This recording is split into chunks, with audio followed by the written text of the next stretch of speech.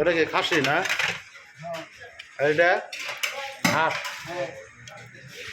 আর এটা কি গরু? বাতি তো নাই। এটা কি রুই মাছ? বল মাছ নাকি?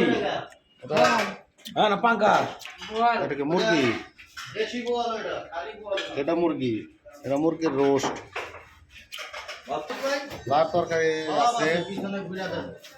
আর গরুর গোস্ত দেখে যে নলিটা দিয়ে কম জানি কি যে নলি, এই যে নলিটা দিয়ে এটা 400 দিলে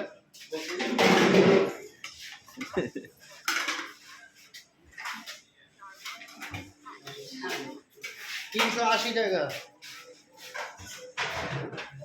আমাদের খাবার দাও, দুপুরে খাবারটা হয়ে গেছে।